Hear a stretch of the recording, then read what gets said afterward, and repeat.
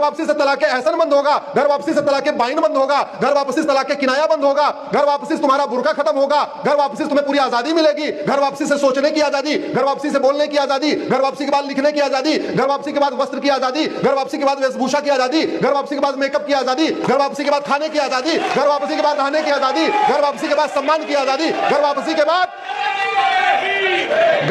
के बाद तुम नौकरानी नहीं बल्कि अर्धांगिनी बन जाओगी, आधे अंग की बलिका बन जाओगी। यह बात हमारे मठ मंदिर से क्यों नहीं उठ रही है?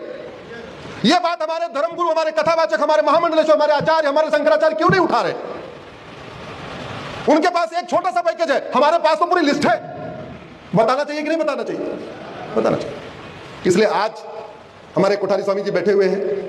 भारत में सबसे भव्य मंदिर तो हमारे भगवान स्वामीनारायण के। महाराज जी एनुअल टारगेट सेट करिए, एनुअल टारगेट सेट करिए।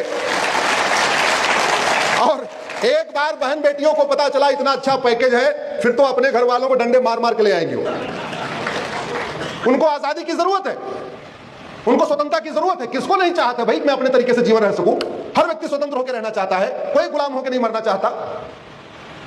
इसलिए पहली आवश्यकता यह है कि अगर हम चाहते हैं सब नर करहीं परस्पर प्रीति चलहि स्वधर्म श्रुत नीति, हमें अपने प्रत्येक मठ मंदिर को घर वापसी का केंद्र बनाना पड़ेगा। अब आप सोच रहे होंगे कि मैं तो सुप्रीम कोर्ट का व्यक्ति हूं, ये घर वापसी की बात क्यों कर रहा हूं? तो ये घर वापसी में संवैधानिक बात कर रहा हूं। भारत का संविधान धर्मांतरण की परमिशन नहीं देता।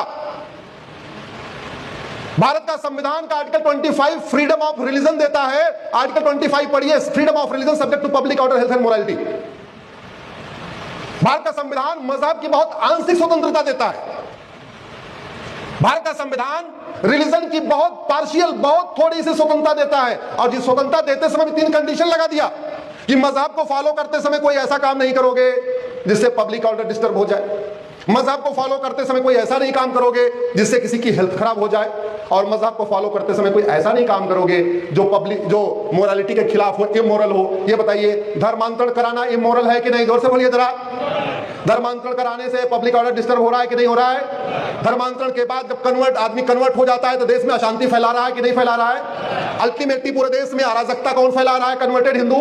आतंकवाद कौन? कन्वर्टेड हिंदू। जिहाद कौन? कन्वर्टेड हिंदू। मजहबी उन्माद कौन? कन्वर्टेड हिंदू। पत्थरबाजी कौन? कन्वर्टेड हिंदू। तो भारत का संविधान धर्मांतरण स्वतंत्रता देता ही नहीं है।